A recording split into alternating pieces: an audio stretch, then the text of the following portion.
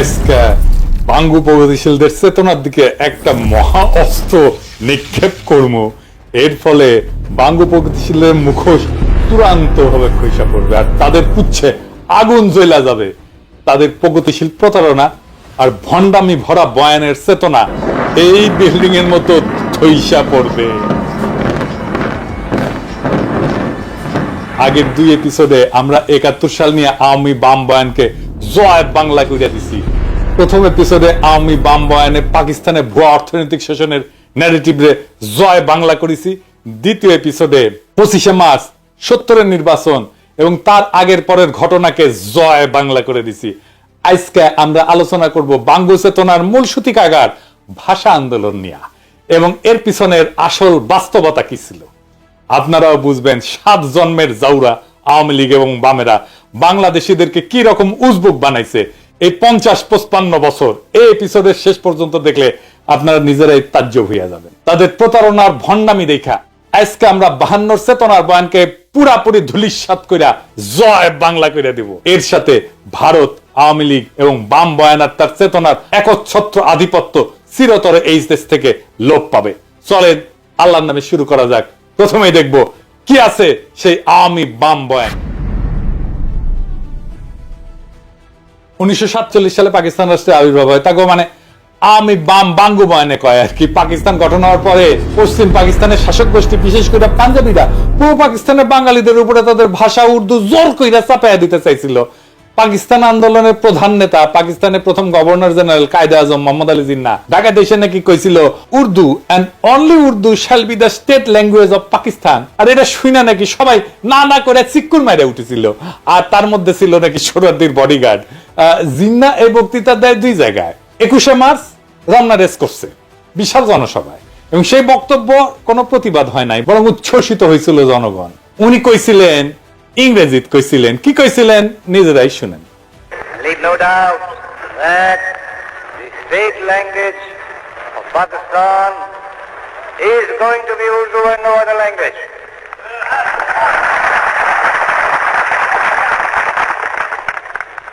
And anyone who tries to mislead you is really the enemy of Pakistan.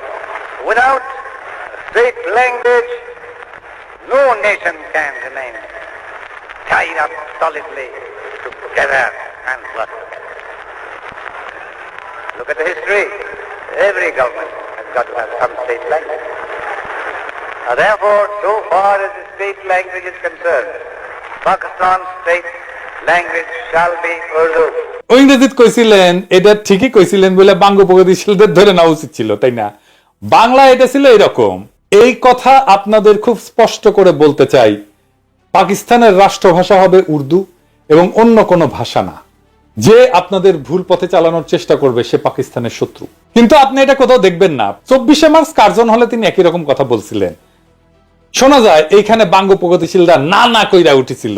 এটা একটা cinematic প্রচার আছে, কিন্তু কোনো অরিজিনাল ফুটেজ এখনো পর্যন্ত কেউ দেখে নাই। অবাক লাগে না আপনাদের? আসলে বক্তব্য দেওয়ার টাইমে না না করেছিল কিনা আমার সন্দেহ হয়, তাই সেটা দেখাতে পারতেছি না, তাই সিনেমা থেকে দেখাই। হ্যাঁ দেখেন,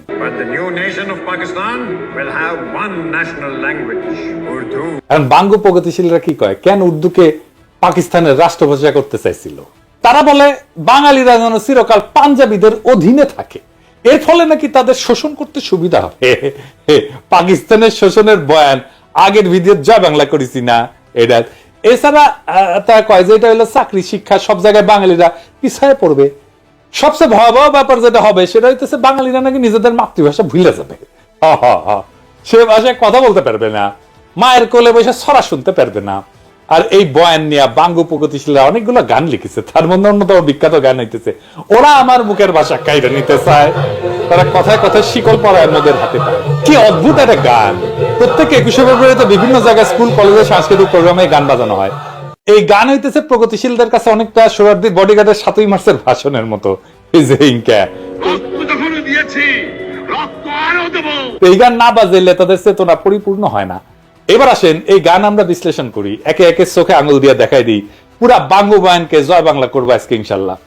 সবার প্রথমে যে কথা উঠে আসে সেটা হইলো ওরা আমার মুখের ভাষা কাইরা নিতে চায়। এটা তো সম্পূর্ণ মিথ্যা বানাওয়াটমূলক একটা অপপ্রচার। এখানে ওরা বলতে পশ্চিমা শাসক গোষ্ঠী অথবা পাঞ্জাবিদেরকে বোঝানো হয়েছে, তাই না? প্রথম পয়েন্ট হইতেছে কায়েদ আজম জিন্নাহ যে ঘোষণা দিছিলেন সেটা হইতেছে পাকিস্তানের সংবিধানে অফিসিয়াল ভাষা বা স্টেট ল্যাঙ্গুয়েজ কি হবে, রাষ্ট্রভাষা কি হবে, রাষ্ট্রভাষা কি হবে। কারো মাতৃভাষা নিয়ে সেই ভাষণে কোনো আলোচনা হয় নাই, তাই না? মাতৃভাষার অফিসিয়াল ল্যাঙ্গুয়েজ দুইটা ভিন্ন জিনিস। জিন্নাহ এবং পাকিস্তানের আবির্ভাবে মুখ্য ভূমিকা পালনকারী দল মুসলিম লীগ উর্দুকে পাকিস্তানের অফিসিয়াল ল্যাঙ্গুয়েজ, স্টেট ল্যাঙ্গুয়েজ আর আন্তঃপ্রদেশ যোগাযোগকারী ভাষা, যেটাকে ইংরেজিতে লিঙ্গুয়া ফ্রাঙ্কা বলে, সেটা করার সিদ্ধান্ত নিয়েছিল। এবং এই সিদ্ধান্ত যখন না হয়েছিল তখন মুসলিম লীগ করে শেখ মুজিব নিজেও। কেন উর্দুকে লিঙ্গুয়া ফ্রাঙ্কা আর অফিসিয়াল ল্যাঙ্গুয়েজ করার সিদ্ধান্ত নেয় সে আলাপে পরে আসতেছি, তবে আগে দেখি অফিসিয়াল বা স্টেট ল্যাঙ্গুয়েজ কি। অফিসিয়াল ল্যাঙ্গুয়েজ হলো একটা রাষ্ট্রের সরকারি দপ্তরে, আদালতে যে নথিপত্র, কাগজ, রাষ্ট্রীয় আর্কাইভ, চিঠি লেখা আর সংরক্ষণ করা হয় সেইটাকে রাষ্ট্রের অফিসিয়াল বা স্টেট ল্যাঙ্গুয়েজ বলে। আর লিঙ্গুয়া ফ্রাঙ্কা কাকে বলে? লিঙ্গুয়া ফ্রাঙ্কা হইতেছে দেশের বিভিন্ন ভাষাভাষী মানুষের মধ্যে যোগাযোগের কমন মাধ্যম বা মিডিয়াম। একটা দেশে বিভিন্ন ভাষার মানুষ বাস করতে পারে, যেমন ধরেন সোভিয়েত ইউনিয়ন, বহু জাতি বাস করত, Russian, Ukrainian, Georgian, Armenian, Kazakh, Tajik, Bashkir, Turkmen, Latvian, এরকম 15টা ভাষা গোষ্ঠী ছিল, বড় বড় ভাষা গোষ্ঠী। এর প্রত্যেকটা এখন আলাদা আলাদা দেশ হয়ে গেছে এবং আরো শত শত ক্ষুদ্র ভাষা গোষ্ঠীর মানুষ ছিল সোভিয়েত ইউনিয়নে। তো এদের মধ্যে লিঙ্গুয়া ফ্রাঙ্কা ছিল রাশিয়ান, আর সোভিয়েত ইউনিয়নের অফিসিয়াল ভাষাও ছিল রাশিয়ান। তো বাঙ্গ প্রগতিশীলদের ভারত মাতা তো এক গাদা জাতিগোষ্ঠী আছে না, তো ভারত মাতার ব্যাপারে আসতেছি। কারণ আসল কথা হইতেছে অফিসিয়াল ল্যাঙ্গুয়েজের সাথে নিজের মাতৃভাষা, একটা এলাকার কথ্য ভাষা বিলুপ্ত হয়ে যাওয়ার কোনো সম্পর্কই নাই, থাকতে পারে না। এটা খুব অদ্ভুত এবং স্থূল একটা দাবি, নিতান্তই হাস্যকর। কিরকম হাস্যকর দেখবেন, আমাকে বাংলাদেশের উদাহরণ দিয়ে শুরু করি।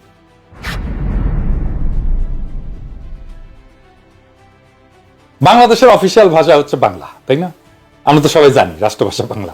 তো বাংলাদেশে অন্য ভাষাভাষী জনগোষ্ঠী আছে, যেমন সিলেটি আছে, সাতগাই আছে, চাকমা আছে, গারো আছে, সাঁওতাল আছে, অনেক আছে, তাই না? আমি চাকমা গারোদের উদাহরণে আজকে যাব না, সিলেটি আর সাতগাই এই ধরে। এই দুই ভাষা বাংলা থেকে সম্পূর্ণ আলাদা ভাষা, তাদের প্রায় সম্পূর্ণ ইউনিক ভোকাবুলারি আছে, শব্দ ভান্ডার আছে, যেটা অন্য কেউ বুঝে না। এমনকি সিলেটি ভাষা তার নিজস্ব বর্ণমালা আছে, যেটাকে সিলেটি নাগরী বলে। একজন সাধারণ বাংলাভাষী মানুষের পক্ষে সিলেটি বা তাটগাইয়া ভাষা বোঝা অসম্ভব, কারণ তাদের ভোকাবুলারি বা শব্দকোষ প্রায় সম্পূর্ণ ভিন্ন। কারণ ঠান্ডা মাথায় ভেবে দেখেন তো, বাংলাকে অফিসিয়াল ভাষা করার ফলে কি সিলেটি বা চিটাগাং এর মানুষকে তাদের কথ্য ভাষা বা মাতৃভাষা ভুলে গেছে? যায় নাই। কেন যাবে? আশ্চর্য কথা। এটা তো কত উদ্ভট একটা দাবি, সেটা কল্পনা করলেও হাসি লাগে।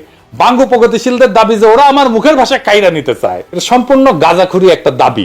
এখন যদি চিটাগাং বা সিলেটের বাইরা যদি বলে ওরা আমার মুখের ভাষা কাইরা নিতে চায়, তাহলে বাঙ্গ প্রগতিশীলরা কই যাবে? বাঙ্গ প্রগতিশীলরা আরো বলে যে পাঞ্জাবি ইরানকে আমাদেরকে শোষণ করার জন্য উর্দু আমাদের উপরে চাপাই দিতে চাইছিল। হায় রে দুনিয়া! বাঙ্গ প্রগতিশীলদের আইকিউ আর সাধারণ জ্ঞান অনেক কম হয়, এটা আমরা সবাই জানি।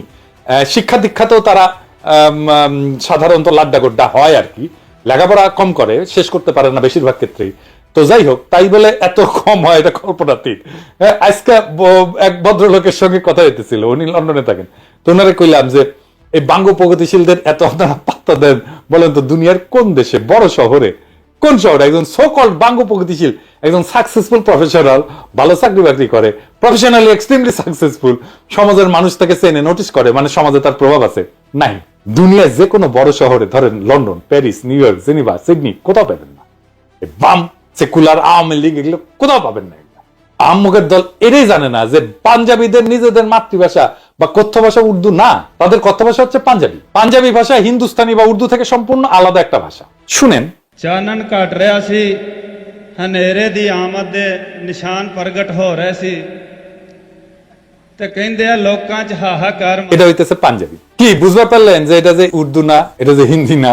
শুধু তাই না, পাকিস্তানের সীমান্ত প্রদেশের পশতুনদের মাতৃভাষা হচ্ছে পশতু, সিন্ধুর ভাষা সিন্ধি, বেলুচিস্তানের ভাষা বালুচ। এই সমস্ত প্রত্যেকটা ভাষা আলাদা আলাদা। কেউ কি নিজেদের ভাষা ভুলে গেছে উর্দুকে অফিসিয়াল ল্যাঙ্গুয়েজ করার ফলে? কারো কি ভাষা কায়দা না হয়েছে?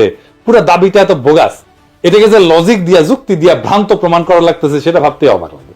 ধরে নিলাম পাঞ্জাবিরা আমাদের শোষণ করতে চায়, তাহলে তো তারা পাঞ্জাবিকে রাষ্ট্রভাষা করার ঘোষণা দিত, উর্দুকে না, তাই না?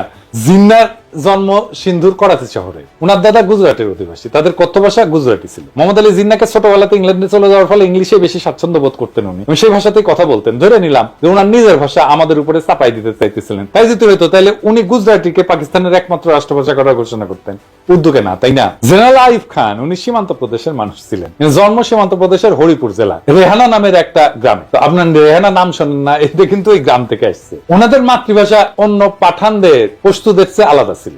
ওনার মাতৃভাষা ছিল হিন্দকো। ইয়াহিয়া খান ছিলেন কিজিলবাস, এর মাতৃভাষা ছিল ফার্সি বা যেটা ইরানের ভাষা। পাকিস্তানে আইয়ুব খানের পর সেনাপ্রধান ছিলেন মুসা খান, উনি ছিলেন হাজারা সম্প্রদায়ের লোক, ওনার ভাষা ছিল হাজারা। মোহাম্মদ আলী জিন্নাহ, আইয়ুব খান, মুসা খান, ইয়াহিয়া খান এরা সবাই মাইনরিটি জাতির সদস্য ছিল, মানে মুসলমান পাকিস্তানেরও মাইনরিটি জাতির সদস্য। জুলফিকার আলী ভুট্টো ছিলেন সিন্ধু প্রদেশের লারকানার মানুষ, আর মাতৃভাষা ছিল সিন্ধি। কেউই বাঙ্গুদের কল্পিত পাঞ্জাবি শোষক ছিলেন না। আমি একটা জিনিস বুঝি না, বাঙ্গুরা সব জায়গায় তো পাঞ্জাবি শোষক কই থেকে পায়? আরে সামারগিরি করে ভুয়া বয়ান বানাবু, জাইনা শুনা গোজা মিল দিয়া বানা, এর গোজা দেয় কিন্তু মিলে না। এরপর আবার বালসুনের মতো লেজে গবরে একখান বয়ান বানায়, জাতিকে সেটা গিলায় আজীবন তাদের অন্ধ করে রাখার স্বপ্ন দেখি। 47 থেকে 71 পর্যন্ত পাকিস্তানে যতগুলা প্রধান বিচারপতি ছিল, একজনের মাতৃভাষা উর্দু ছিল না। সব 5 জন ছিল মোট, এর মধ্যে 2 জন ছিল বাঙালি। তাদের নাম বলি, ধরেন মিয়া আব্দুল রশিদ পাঞ্জাবি ছিল, মোহাম্মদ মুনির পাঠান ছিল, এআর কর্নেলিয়াস উনি অ্যাংলো ইন্ডিয়ান ছিলেন, ফজল আকবর বাঙালি ছিলেন, হামুদুর রহমান বাঙালি ছিলেন। বিভিন্ন গুরুত্বপূর্ণ ব্যক্তিদের মধ্যে কালে ভদ্রে 2-1টা পাঞ্জাবি নাম পাওয়া যায়, কিন্তু সবাই বিভিন্ন জাতের মানুষ, অনেকেই মাইনরিটি জাতের মানুষ। এদের কারো তো কোনো সমস্যা হইল না উর্দুকে অফিসিয়াল ল্যাঙ্গুয়েজ করার ফলে, কেউ তো বোঝার দাবি তুললো না, ওরা আমার মুখের ভাষা কাইরা নিতে চায়। এদের কারো তো চাকরি বাকরি পাইতে, শিক্ষিত হইতে, রাজনীতি করতে কোনো অসুবিধা হয় নাই। যত অসুবিধা বাঙ্গু প্রগতিশীলদের। বাঙ্গু প্রগতিশীলরা যে কত বড় সামারের সামার, বাটপারের বাটপার, সেটা দেখতে পারবেন। আসেন এবার গানের আর বাঙ্গু বয়ানের আর একটা দাবি নিয়ে। উর্দুকে রাষ্ট্রভাষা করা হলে নাকি বাংলাদেশি বয়াতিদের নাইসা নাইসা গান গাওয়া বন্ধ হয়ে যাবে।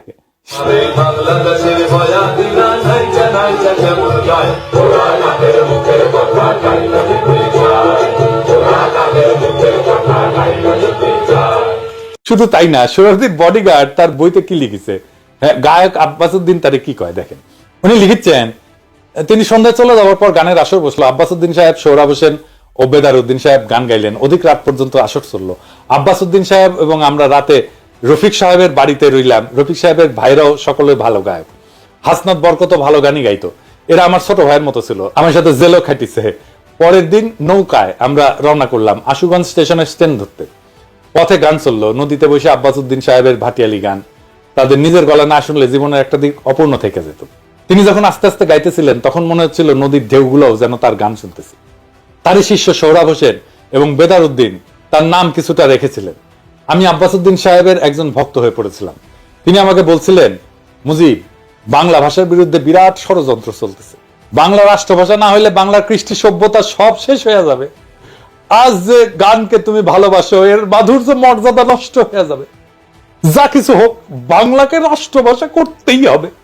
আমি কথা দিয়েছিলাম এবং কথা রাখতে চেষ্টা করেছিলাম। কি আজগুবি এক দাবি, বাংলা অফিসিয়াল না হইলে নাকি বাংলার কৃষ্টি সভ্যতা সব শেষ হয়ে যাবে, গানের মাধুর্য মর্যাদা নাকি গোল্লায় যাবে। উজবুকের দল সম্পূর্ণ ডাহা মন গড়া এই সমস্ত দাবি তুলছে। 47-এর আগ পর্যন্ত ইংরেজ আমলে আমাদের অফিসিয়াল ভাষা কি ছিল? হ্যাঁ, কি ছিল? ইংরেজি। তো হ্যাঁ, ইংরেজি, আবার কইতেছি ইংরেজি। তখন কি ইংরেজি আমলে বাংলার বয়াতিরা নাইসা নাইসা গান গাওয়া ভুলে গেছিল? 200 বছরের বেশি তো শাসন করেছিল, তাই না? তো এই 200 বছরে কি গান গাওয়া ভুলে গেছিল? ইংরেজ আমলে বয়াতিরা নাইসা নাইসা গান করে নাই? তখন কি আব্বাসউদ্দিনের বয়ান মতে বাংলার কৃষ্টি সভ্যতা সব শেষ হয়ে গেছিল? তখন কি বাংলা গানের মাধুর্য মর্যাদা গোল্লায় গেছিল? বাংলা সাহিত্য সবচেয়ে বেশি প্রসার লাভ করেছিল কখন? ইংরেজ আমলে। বাংলা ভাষার সৃষ্টি হয়েছে ইংরেজ আমলে। আধুনিক বাংলা ভাষা যেটা আমরা বলি, বিশেষ করে বাংলা গদ্য সাহিত্যের সৃষ্টি হয়েছে ইংরেজ আমলে। পদ্য সাহিত্যের যা প্রসার ঘটছে তার সিংহভাগ ইংরেজ আমলে। বিভিন্ন বাংলা পত্র পত্রিকা, মাসিক সাহিত্য পত্রিকা সব ইংরেজ আমলে শুরু হয়েছিল। 1800 সালে কলকাতাতে ইংরেজদের ফোর্ট উইলিয়াম কলেজ প্রতিষ্ঠার পরে বাংলা সাহিত্য সৃষ্টি এবং প্রসার লাভ করা শুরু করে। বাংলা সাহিত্য এবং কালচার যারা সৃষ্টি এবং ডিফাইন করছে, রাজা রামমোহন রায়, ঈশ্বরচন্দ্র বিদ্যাসাগর, মাইকেল মধুসূদন দত্ত, বঙ্কিম, শরৎ, রবীন্দ্রনাথ, নবীন চন্দ্র সেন, সব কয়টা ইংরেজ আমলের মানুষ। ইংরেজ আমলে ইংরেজি অফিসিয়াল ভাষা নিয়ে তাদের তো বাংলা সাহিত্য চর্চার বিকাশে কোনো বাধা সৃষ্টি হয় নাই। আর 47 সালে পাকিস্তান তৈরির পর আব্বাসউদ্দিন, আব্দুল লতিফ এগো চেতনার চোদন জায়গায় উঠলো। 47-এর আগে আব্বাসউদ্দিন লতিফেরা গান করে নাই, ওদের কাছে গানের মাধুর্য তখন গোল্লায় যায় নাই। পাকিস্তান উর্দুকে অফিসিয়াল ভাষা করতে গেল চেতনা জায়গায় উঠলো। উর্দুর ইতিহাস নিয়ে একটু পরে আসতেছি। এদের দাবি যে কত শয়তানি আর ষড়যন্ত্র ভরা সেটা আস্তে আস্তে টের পাবেন। মুঘল আমলে মুঘলদের রাজ দরবার এবং সুবা এবং প্রদেশগুলোতে অফিসিয়াল ভাষা ছিল ফার্সি। মুঘলদের যাবতীয় ডকুমেন্ট, পরোয়ানা, ইতিহাস সবকিছুই ফার্সিতে রচিত হইতো। সিরাজউদ্দৌলা, আলীবর্দী, মুর্শিদ কুলি খান এদের আমলে যাবতীয় হুকুম, পরোয়ানা ফার্সি শিকাস্তা স্টাইলে লেখা হইতো। এই যে দেখেন, এটা শিকাস্তা ক্যালিগ্রাফি স্ক্রিপ্টের একটা উদাহরণ। পলাশী যুদ্ধের পর ইংরেজরা প্রথম 80 বছর মানে 1757 থেকে শুরু করে 1837 সাল পর্যন্ত মুঘলদের ফার্সিকে অফিসিয়াল ভাষা হিসেবে বহাল রাখে। সেই সময় তাদের যাবতীয় অফিসিয়াল ডকুমেন্ট, খাজনার হিসাব ইত্যাদি ফার্সিতেই লেখা হইতো। ইংরেজ সাহেবদের বিভিন্ন চিঠি, আদেশ, পরোয়ানা ইত্যাদি তাদের দেশীয় সেক্রেটারিরা ফার্সিতে লিখে কম্পোজ করে দিত। এই সেক্রেটারিদেরকে বলা হইতো মুন্সি। মুন্সি, হ্যাঁ, প্রচুর হিন্দু ইংরেজি এবং ফার্সি ভাষা শিখে এই মুন্সির কাজ করত। তাদের টাইটেল ছিল মুন্সি। আমাদের গৌতম দাস দাদা আছেন না, আপনারা পছন্দ করেন খুব, আসল নাম হইতেছে গৌতম দাস মুন্সি। উনার ছোট ভাই বিশ্বজিৎ দাস মুন্সি, উনি লেখেন মুন্সি বিশ্বজিৎ। এবার বুঝেছেন তো? 1837 সালে লর্ড অকল্যান্ড ব্রিটিশ ইন্ডিয়ার অফিসিয়াল ল্যাঙ্গুয়েজ ফার্সি থেকে ইংরেজি আর উর্দুতে বদল করে। জিয়া, দুইটা অফিসিয়াল ল্যাঙ্গুয়েজ ছিল, ইংরেজি আর উর্দু। ইংরেজ আমলে 1837 সাল থেকে ব্রিটিশ ভারতে ইংরেজির পাশাপাশি উর্দু ছিল অফিসিয়াল ভাষা। 47 সাল পর্যন্ত এই সিস্টেম বহাল থাকে। ইংরেজ অফিসাররা ব্রিটিশ ইন্ডিয়ান আর্মিতে তাদের নেটিভ সোলজারদের সাথে কি ভাষায় কথা বলতো শুনবেন? উর্দুতে। মহারানী ভিক্টোরিয়া তার হিন্দুস্তানি ব্যক্তিগত খাদেম মুন্সি আব্দুল করিমের কাছ থেকে উর্দু ভাষা শিখছিলেন। শুধু তাই না, মহারানী ভিক্টোরিয়া তার নিজের ডায়েরি ইংরেজির পাশাপাশি উর্দুতেও লিখতেন। ওনার ডায়েরির 13 ভলিউম উনি উর্দুতে লিখছেন নিজের হাতে। এটা নিয়ে একটা সিনেমা হয়েছে হলিউডে, মহারানী ভিক্টোরিয়া তার হিন্দুস্তানি খাদেম মুন্সি আব্দুল করিমকে নিয়ে। সিনেমার নাম হইতেছে ভিক্টোরিয়া অ্যান্ড আব্দুল। 2017 সালে এটা মুক্তি পেয়েছে। তো মহারানী ভিক্টোরিয়ার চরিত্রে অভিনয় করছেন জুডি ভেন্স, আর আলী ফজল অভিনয় করছে আব্দুল করিম চরিত্রে। কাজেই ইংরেজ আমলে 47 পর্যন্ত রবীন্দ্রনাথ, শরৎ, বঙ্কিম, ঈশ্বরচন্দ্র এরা সাহিত্য চর্চা করতে পারবে, কাব্য রচনা করতে পারবে, মাসিক পত্রিকা ব্যয় করতে পারবে, বাংলাদেশের বয়াতিরা নাইচা নাইচা গান গাইতে পারবে, তাতে কোনো অসঙ্গতি নাই। কিন্তু 47 সালে পাকিস্তান হওয়ার পর পাকিস্তানের অফিসিয়াল ভাষা উর্দু করতে গেলে বাঙ্গ প্রগতিশীলদের পাছায় আগুন ধরে গেল। এবার গানের অন্য অংশে আসি।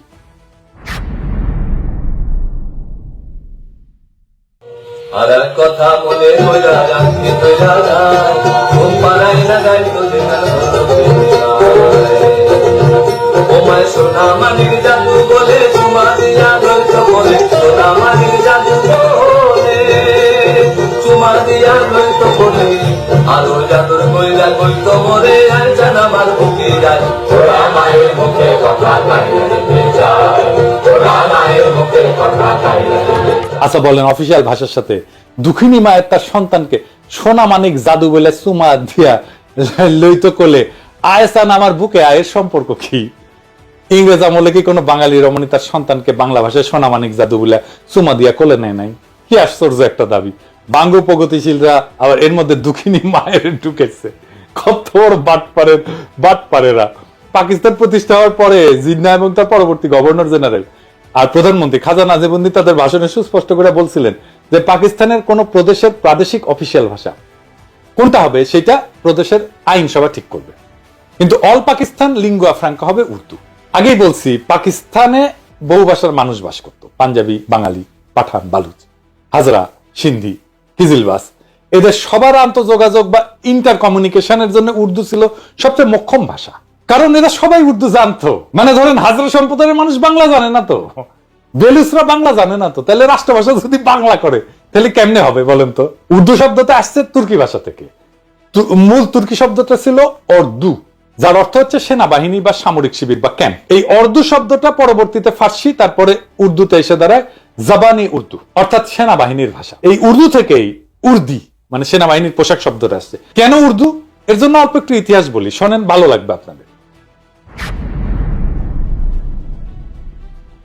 আরবরা যখন নবীজির ওফাতের পর বিভিন্ন সাম্রাজ্য যেমন রোমান, পারস্যদের পরাজিত কইরা নিজেদের সাম্রাজ্য বানায়, সেটা সর্বপ্রথম উমাইয়া আমলে ভারতবর্ষ পর্যন্ত পৌঁছায়। মোহাম্মদ বিন কাসেমের নেতৃত্বে মুসলমানরা 711 সালে মাকরান, বেলুচিস্তান আর সিন্ধু প্রদেশ জয় করে। মোহাম্মদ বিন কাসিম সিন্ধু থেকে নদী ধইরা উত্তর দিকে বর্তমান পাঞ্জাবের মুলতান পর্যন্ত জয় করছিলেন।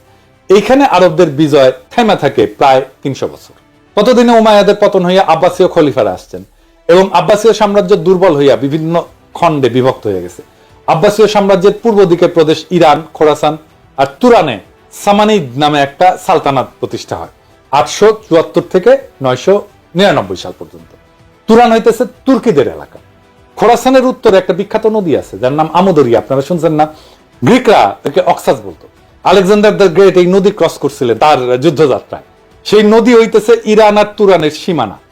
সেই নদীর উত্তরে তুরানি বা তুর্কিরা থাকতো। তুরানি তুর্কি ট্রাইব গুলা অশ্বারোহী বা নমাডিক ছিল। সামানিদ সুলতানেরা ইরানি ছিল এবং তারা ফার্সি ভাষায় ব্যাপক পৃষ্ঠপোষকতা করত। আধুনিক ফার্সি সাহিত্য সামানিদ আমল থেকে শুরু হয়েছে। ফার্সি লেখা হয় আরবি হরফে। ইরানের মহাকবি ফেরদৌসি এই সময়ের মানুষ। সামানিদ সুলতানেরা তাদের রাজসভা এবং সামরিক বাহিনীতে তুরানি অশ্বারোহীদের ব্যাপকভাবে রিক্রুট করছিল। এদের মধ্যে একজন তুর্কি সেনাপতি আলেপ্তেগিন 962 সাল বর্তমান আফগানিস্তানের গজনি শহর জয় করে এনে নিজের একটা সাম্রাজ্যের গোড়াপত্তন করে। এই আলেপ্তেগিনের নাতি বা দৌহিত্র হচ্ছে গজনির বিখ্যাত সুলতান মাহমুদ, যিনি অশ্বারোহী তুর্কি বাহিনী নিয়ে ভারতবর্ষের পাঞ্জাব বিজয় করে তার সাম্রাজ্য যোগ করে। এর ফলে আরবদের বেলুচিস্তান এবং সিন্ধু বিজয়ের প্রায় 300 বছর পর মুসলমানরা বর্তমান সীমান্ত প্রদেশ পাঞ্জাব বিজয় করে। সুলতান মাহমুদ এবং পার্শ্ববর্তী গজনী সুলতানেরা তুর্কি হওয়া সত্ত্বেও তারা সামানিদ সুলতানদের অনুসরণে ফার্সিকেই নিজেদের অফিসিয়াল ভাষা হিসেবে ব্যবহার করতেন। সুলতান মাহমুদ মহাকবি ফেরদৌসিকে নিয়ে পারস্যের মহাকাব্য শাহনামা রচনা করছিলেন। আপনারা জানেন না যে বিখ্যাত শাহনামা? তো গজনীর এই সালতানাত 1186 সাল পর্যন্ত ছিল। 1186 সাল পর্যন্ত আফগানিস্তানের ঘুর শহরে তুর্কিক সেনাপতি মুইজুদ্দিন মোহাম্মদ ঘুরি গজনির সালতানাতকে বিজয় করে যোগ করেন নিজের সাম্রাজ্যে। এরপর উনি 1192 সালে দিল্লির কাছে নিজের বর্ম আচ্ছাদিত ঘোড়সওয়ার হেভি ক্যাভারলি এই তুর্কি বাহিনী নিয়ে তরাইনের যুদ্ধে রাজপুত রাজা পৃথ্বীরাজ চৌহানকে পরাজিত করে ভারতবর্ষের মুসলমানদের প্রথম কেন্দ্র দিল্লি সালতানাত প্রতিষ্ঠা করেন। এই সময়ে দিল্লি সালতানাতে তুর্কি, আফগান, ইরানি এই সমস্ত মুসলিম জাতি সেনা হিসেবে দলে দলে যোগ দেয়, কিন্তু তারা অফিসিয়াল ভাষা হিসেবে তাদের আগের গজনীর সুলতান মাহমুদ এবং সামানিদদের অনুসরণে ফার্সিকেই বহাল রাখে। ভারতবর্ষে মুসলিম শাসনের সূচনা হয় দিল্লি সালতানাতের মধ্য দিয়ে। এরপরে আস্তে আস্তে মুঘল বাদশাহ আওরঙ্গজেবের সময় প্রায় পুরো ভারতবর্ষ মুঘলদের অধীনে আসে। মুঘলরাও ফার্সির ব্যবহার জারি রাখে। দিল্লি ছিল সালতানাতের রাজধানী বা কেন্দ্রবিন্দু। দিল্লির আশেপাশের এলাকায় খারি বলি নামে একটা ভাষা প্রচলন ছিল। এত জাতের মুসলিম দিল্লিতে সেটেল করার ফলে তারা এই খারি বলি ভাষা ব্যবহার শুরু করে। এর মধ্যে যুক্ত হয় অসংখ্য ফার্সি আর আরবি শব্দ, মানে যেগুলো ধার করা শব্দ। আমাদের বাংলাতেও অসংখ্য ধার করা শব্দ আছে। খারবলি আর ফার্সি এই দুইটা মিলে তৈরি হয় উর্দু ভাষা। একে হিন্দুস্তানি ভাষাও বলা হয়, কারণ এটার উৎপত্তি হিন্দুস্তানে দিল্লি সালতানাতের সময়। দিল্লি সালতানাতের আমলে 1300 শতকে বিখ্যাত কবি আমির খসরু, যাকে ভারতের তোতাপাখি বলা হয়, উনি এই উর্দু ভাষায় সাহিত্য রচনা করেন এবং তাকে উর্দু সাহিত্যের জনক বলা হয়। এই উর্দু ভাষাকে ফার্সি আরবি হরফেই লেখা হইতো স্বাভাবিকভাবেই, কারণ যারা শিক্ষিত, যারা এই সাহিত্য রচনা করতেন, তারা অলরেডি সেই হরফের রাষ্ট্রীয় কাজে ফার্সিতে ব্যবহার করতেন। এখন হিন্দুস্তানে বিভিন্ন জাতের মুসলমানদের সমাগম ঘটে। ইরানি, তুরানি, আফগান, পাঠান, তাজিক, উজবেক, হাজরা ইত্যাদি। ভারতবর্ষের মুসলমানদের সেনা সামরিতে এরকম অনেক জাতের ঘোড়সওয়ার সৈন্য সেনাপতির সমাগম হইতো। তারা এই হিন্দুস্তানি ভাষায় নিজেদের মধ্যে কমিউনিকেশন করতেন। এই জন্য এই ভাষার নাম হয়েছে উর্দু বা ক্যাম্প। বোঝা গেছে? মুঘল বাদশাহ জাহাঙ্গীর, শাহজাহান, আওরঙ্গজেব থেকে শুরু করে বাহাদুর শাহ জাফর পর্যন্ত সবার মাতৃভাষা ছিল উর্দু। শেষ বাদশাহ বাহাদুর শাহ জাফর উর্দুতে একজন উৎকৃষ্ট কবিও ছিলেন। মুসলমানরা যখন ডেকান বা হিন্দুস্তানের দক্ষিণে নর্মদা নদীর বিন্ধ্য পর্বতমালার দক্ষিণে নিজেদের সালতানাত এক্সপ্যান্ড করে, সেই ডেক্কানেও মুসলমানরা লিঙ্গুয়া ফ্রাঙ্কা হিসেবে উর্দু ব্যবহার করে। দক্ষিণের উর্দুতে তামিল, তেলেগু থেকে অনেকগুলো ধার করা শব্দ আছে, এই জন্য সেটাকে দক্ষিণী উর্দু বলা হয়। কিন্তু হায়দ্রাবাদের নিজামরা যাতে তুর্কি হইলেও তারা হায়দ্রাবাদে উর্দুতেই কথা বলতেন। এমনকি হায়দার আলী আর টিপু সুলতান সুদূর দক্ষিণে মহীশূর রাজ্যের পত্তন করলেও সেখানেও মুসলমানরা লিঙ্গুয়া ফ্রাঙ্কা হিসেবে উর্দু ব্যবহার করতেন। যেমন ভারতের তেলেঙ্গানা রাজ্য, ডেকান বা দাক্ষিণাত্যের একটা রাজ্য, ডেকানের হিন্দুদের ভাষা উত্তর ভারত থেকে আলাদা। দক্ষিণ ভারতের হিন্দুরা উত্তর ভারতের হিন্দিতে কথা বলতে চায় না। তেলেঙ্গানার মূল আঞ্চলিক ভাষা তেলেগু। সেই তেলেঙ্গানার মুসলমানরাও উর্দুকে নিজেদের লিঙ্গুয়া ফ্রাঙ্কা হিসেবে ব্যবহার করে। এই যে দেখেন, তেলেঙ্গানার রাজধানী শহর হায়দ্রাবাদের এমপি আসাদুদ্দিন ওয়াইসি উর্দুতে বলা কথা আর ভাষণ। तरीके से उसको तरतीब दी गई कि अक्सरती तबके के लोग जीत जाएं और मुस्लिम अकलियत के लोग कामयाब होने में बड़ी मुश्किलात पेश आए। इसीलिए 2007 में सच्चर कमेटी ने कहा था, सिफारिशात में कहा कि अब जब हदबंदी होगी तो माकूल तरीके से बनाए जाए ताकि मुसलमान पार्लियामेंट और असेंबली के इलेक्शन जीत सके। পুরা উপমহাদেশে পাঠান, পাঞ্জাবি, সিন্ধি, উত্তরপ্রদেশ, হায়দ্রাবাদ, কর্ণাটক, দক্ষিণী সব জাতের মুসলমান উর্দুকে লিঙ্গুয়া ফ্রাঙ্কা হিসেবে ব্যবহার করে। কারো কারো মধ্যে কোনো কুরকুরানি কিন্তু হয় নাই। এক বিচিত্র উদ্ভট কারণে আওয়ামী ভারতীয় প্রোপাগান্ডায় বিশাল উপমহাদেশের বিভিন্ন জাতের মুসলমানদের মধ্যে শুধু পূর্ব বাংলার বাঙালিদেরকে উর্দুতে ঘৃণা করা শিখাইতে সক্ষম হয়েছে। কিন্তু হিন্দু আর্যদের সংস্কৃত ভাষা থেকে শব্দ নিয়ে উর্দু ভাষাকে হিন্দিতে রূপান্তর করার পর সেই হিন্দিকে আবার এইসব বাঙ্গ প্রগতিশীলদের কাছে জনপ্রিয় করছে। এই দেখেন আমগের ট্যাঙ্ক ড্যান্সার আজকাল পুলিশের ভ্যানে লাথি গুতা খাওয়া আসানুল্লাহ কিনু ক্যাঙ্গে করে হিন্দি করছে, শুনেন। 71 सन का मुक्ति युद्ध में पाकिस्तान हमका विरुद्ध था एवं पाकिस्तान में हमका साथ लड़ाई किया था। उस टाइम से जमात इस्लामी एक आतंकवादी संगठन था जो मानुष को, आदमी को मार दिया, नारी को मार दिया। वो संगठन पाकिस्तान बैक करता है एवं वो संगठन का जो आदमी मारा था उसका लिए विचार कर रहा है, फांसी भी हो गया। ये संगठन का साथ पाकिस्तानी का एवं पाकिस्तानी गोয়েন্দা संस्था ISI का गভীর ताल्लुक है। তো পাকিস্তান রাষ্ট্র 1947 সালে জন্ম নেয়। ভারতবর্ষে মুসলমানদের দিল্লি সালতানাত মোগল সালতানাতের উত্তরসূরি হিসেবে। স্বাভাবিকভাবেই মুসলিম সালতানাতের হেরিটেজ হিসেবে উর্দুকে পাকিস্তানের বহু ভাষাভাষী মানুষের মধ্যে লিঙ্গুয়া ফ্রাঙ্কা আর অফিসিয়াল ল্যাঙ্গুয়েজ হিসেবে নির্ধারণ করা হবে, এটা খুব স্বাভাবিক। ভারতবর্ষে মুসলমানদের সালতানাতের ইতিহাসের সাথে যারা পরিচিত তাদের কাছে এটাই ন্যাচারাল। এর বিরোধিতা যে কত বড় ষড়যন্ত্র সেটা আপনারা একটু পরে দেখবেন, ষড়যন্ত্র কারা করছে সেটাও দেখবেন, তাজ্জব হয়ে যাবেন তাদের নির্লজ্জতা দেখে।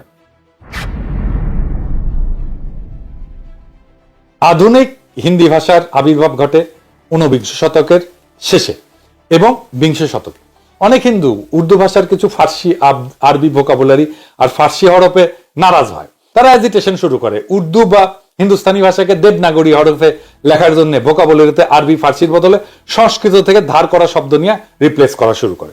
এই ভাষার নাম দেওয়া হয় হিন্দি। এর ফলে আধুনিক হিন্দি ভাষার আবির্ভাব ঘটে।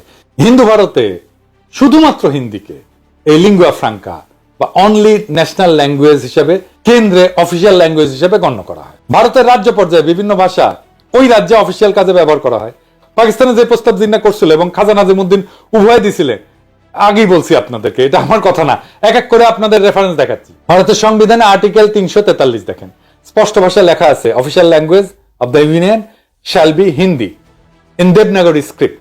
সাথে কিছুদিনের জন্য ইংরেজিকে রাখছে, যতদিন না মানুষ হিন্দি শেখে। সারা ভারতে সেটা প্রচলিত হয়। এরপর ভারতের সুপ্রিম কোর্টের এই রায় দেখেন, ভারতের সুপ্রিম কোর্ট হিন্দিকে ন্যাশনাল ল্যাঙ্গুয়েজ হিসেবে রায় দিছে। রায় বলা আছে এইটা ইংরেজি যেহেতু কইছে ঠিকই কইছে, এটা বাংলায় করলে হয়। ভারত অনেক রকম মানুষের দেশ, এখানে হিন্দি জাতীয় ভাষা। তাই আশা করা হয় যে যেসব সাক্ষীকে আবেদনকারী মানে উত্তরপ্রদেশের ট্রাইব্যুনালে নিয়ে আসবেন তারা হিন্দিতে কথা বলতে পারবেন এবং নিজেদের কথা বুঝিয়ে বলতে পারবেন। এরপর সংবিধানের 351 আর্টিকেল দেখেন, স্পষ্টভাবে লেখা আছে, ভারতের কেন্দ্রের দায়িত্ব হচ্ছে হিন্দি ভাষার প্রসার ঘটানো, সাথে হিন্দি ভোকাবুলারি ক্রমান্বয়ে সংস্কৃত থেকে ধার করা শব্দ দিয়ে প্রতিস্থাপন করা। কই, ভারতের পশ্চিমবঙ্গে তো বাঙালি বাস করে। বাংলা সাহিত্য, কালচার, সংস্কৃতি বলতে যা বুঝি সেটার গোড়াপত্তন তো ঘটে পশ্চিমবঙ্গের হিন্দু ভদ্রলোক, ব্রাহ্মণ, কায়স্থ, বৈদ্য এদের হাতে। তাও তো একটা টু শব্দ পর্যন্ত করলো না যে ভারতে তাদের মুখের ভাষা কাইরা নিতে হইতেছে। তাদের দুঃখিনী মায়ের কি হবে, সোনা মানিক বলে আর বুকে টাইনা নিতে পারবে না। হিন্দিকে ভারতের কেন্দ্রে অফিসিয়াল ল্যাঙ্গুয়েজ করার ফলে কি তারা বাংলা ভুলে গেছে? এখনই কি আপনারা বুঝতেছেন না পূর্ব বাংলার কৃষিজীবী মুসলমানদের বলদ আর উজবুক পায়া কত বড় খেলা খেলছে ভারতীয় সর আর তাদের দোসরেরা? এবার দেখেন আরো খেলা আপনাদের কিভাবে বলদা পাইয়া খেলছে, একটু দেখায়। বাঙ্গু প্রগতিশীলরা রবীন্দ্রনাথ কইতে কইতে অজ্ঞান হয়ে ক্যাট হয়ে পড়ে যায়। এই যে কয়েকদিন আগে সঞ্জিতা খাতুন মারা গেল, তার লাশের পাশে রবীন্দ্রসঙ্গীত গাইলো, ভিডিও দেখেন।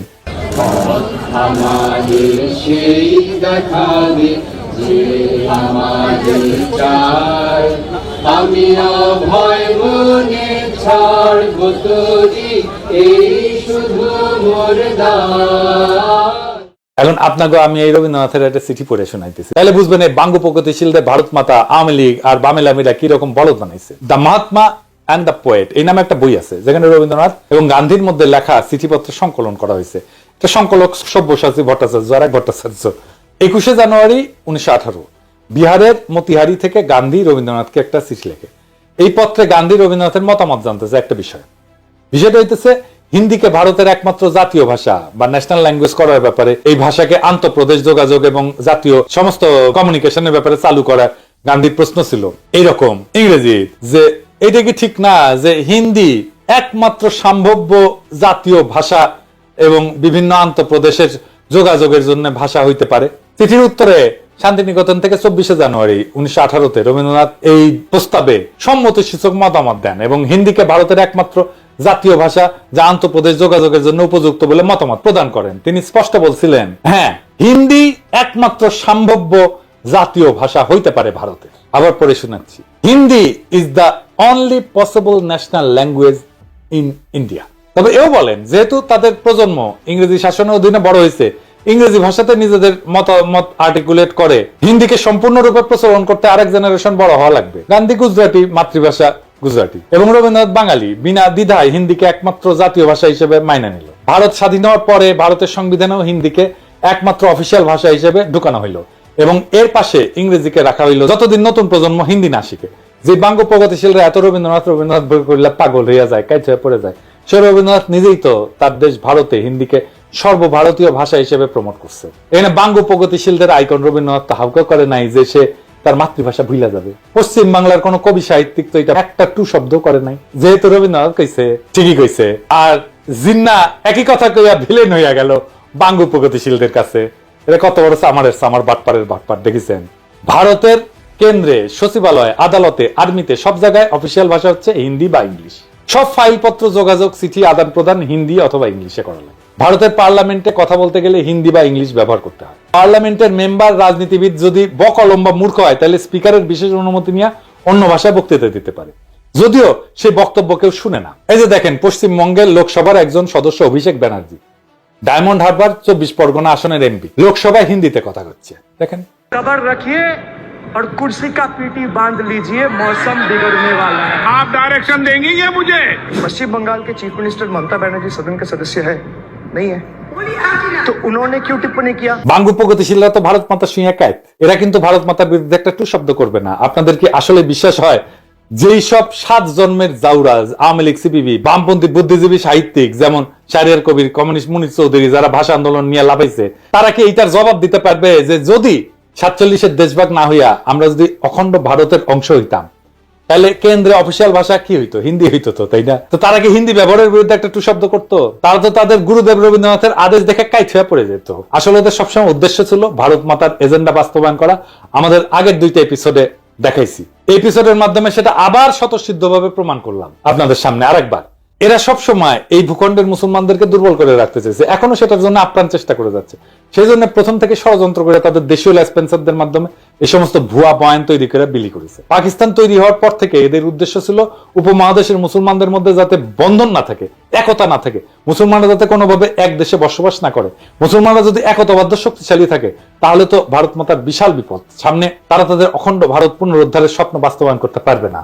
এই জন্যই ভারত নিজে হিন্দিকে নিজের অফিসিয়াল ল্যাঙ্গুয়েজ বানায় পূর্ব বাংলার মুসলমানদেরকে উজবুক বানাইছে তাদের দেশীয় দোসরের মাধ্যমে। এখনো খেয়াল করলে দেখবেন ইউটিউবে বা ফেসবুকে পশ্চিমবঙ্গের বাঙালিরা এসে এই ব্যাপারে উস্কানি দেয়। যখন কোনো উর্দু গানে বা পাকিস্তানের কোনো কিছুতে বাংলাদেশি কেউ লাভ দেয়, লাইক দেয় বা কোনো একটা কমেন্ট করে, এইসব পশ্চিমবঙ্গের বাটপাট সামাররা এসে কয় তোদের ভাষা উর্দু নাকি? কত বড় সামারেরা! তখন এরা ওপার বাংলা থেকে ভাষা আন্দোলনে ব্যাপকভাবে উস্কানি দিছিল, প্রোপাগান্ডা চালাইছিল। এদের প্রোপাগান্ডা কি জিনিস সেটা সবাই আজকে ভালোভাবে বুঝছেন। দেখেন, আপনাকে মৌলিক যখন কেন্দ্রে যায়, মোদির সাক্ষাৎকার নেয়, তখন হিন্দিতে কথা কয়। मोदी जी रिपब्लिक बांग्ला में पहली बार बहुत बहुत स्वागत है। नमस्कार, बहुत बहुत शुक्रिया आपको मोदी जी। मोदी जी, ये जो पूरा जो माहौल है, हजारों में लोग यहाँ पे आए हैं, क्या कुछ नहीं हुआ? ये प्रोग्राम को बंद करने के लिए लोगों को रोका गया, 144, 144 इशू किया गया, बहुत सारे जगहों पे रोक नहीं पाए। ममता बनर्जी को मोदी से इतना डर क्यों है? পশ্চিমবঙ্গের হিন্দু বাঙালিদের কাছে এটা কিন্তু কোনো আপত্তির বিষয় না, কিন্তু মুসলমানরা উর্দু কইলে তাদের হোগা জ্বলে যায়, তাদের হোগায় আগুন জ্বলে ওঠে দাউ দাউ করে। এইবার আসি ষড়যন্ত্রের অন্তিম পর্যায়ে। 52 সালের 21শে ফেব্রুয়ারির ঘটনা। 21শে ফেব্রুয়ারি নিয়ে যেই বয়ান প্রচলিত তাতে বলা হয় পাকিস্তানি পুলিশ হঠাৎ কইরা বলা নাই কওয়া নাই নিরীহ ছাত্রদের মিছিলে গুলি বর্ষণ করে, যেখানে তারা রাষ্ট্রভাষা বাংলা চাই স্লোগান দিতে দিতে শান্তিপূর্ণ মিছিল করতেছিল।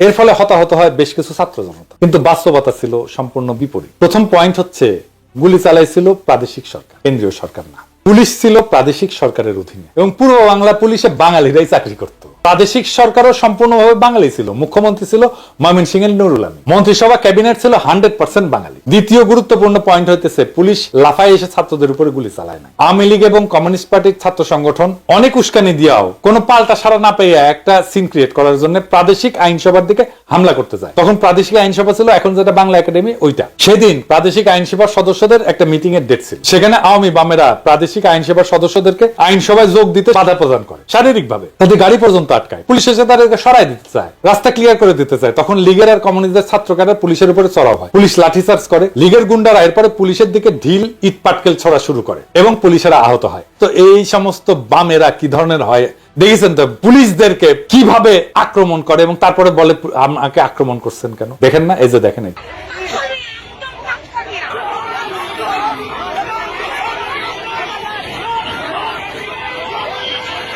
তখনকার পুলিশ তো আজকালকার মতো বডি আর্মার, হেলমেট টেলমেট এগুলো ছিল না। পুলিশ খালি হাফ প্যান্ট পরতো, শার্ট আর একটা ক্যাপ পরে থাকে। এই অবস্থায় যদি পুলিশের কপালে লাগে তাই তো মারাত্মক ব্যাপার। এই অবস্থায় পুলিশ পরিস্থিতি নিয়ন্ত্রণে প্রথমে টিয়ার গ্যাস ছোড়ে, এরপর পরিস্থিতি আরো অবনতি ঘটে, লীগ আর বামেরা আরো চড়াও হয়। এইভাবে পরিস্থিতি অবনতি ঘটতে থাকলে পুলিশ সর্বশেষে গুলি চালায়। এই গোলাগুলিতে 4 থেকে 5 জনের মতো নিহত হয়। এই ঘটনার আসল বিবরণ প্রখ্যাত সাহিত্যিক, সাংবাদিক, সেই সময়ে সবচেয়ে বড় পত্রিকা দৈনিক আজাদের সম্পাদক আবুল কালাম শামসুদ্দিনের আত্মজীবনী অতীত দিনের স্মৃতিতে আছে। এই ঘটনাকে বিকৃত করে লীগ আর বামেরা কি অপপ্রচার চালাইছে সেটা আপনারা এখন কল্পনা করেন। আমি আবুল কালাম শামসুদ্দিনের বই থেকে একটু পড়ে শুনি। অবস্থা চরমে উঠলো 1952 সালের 21 ফেব্রুয়ারি মোতাবেক 1357 সালের 8ই ফাল্গুন তারিখে। সেদিন ঢাকার স্কুল কলেজগুলিতে হরতাল ঘোষণা করা হয়েছিল এবং এক বিরাট ছাত্র মিছিল আইন পরিষদ ভবনের সম্মুখে যাওয়ার চেষ্টা করেছিল 144 ধারার নিষেধাজ্ঞা অমান্য করে। শোনা যায় পরিষদের অধিবেশনে যোগদানের উদ্দেশ্যে গমনকারী কয়েকজন মোটরাহি পরিষদ সদস্যকে নাকি ছাত্র মিছিলের তরফ থেকে পথে আটকাবার চেষ্টা করা হয়েছিল। এতেই গোলমাল পেকে ওঠে। পুলিশ বাধা দিতে চেষ্টা করে।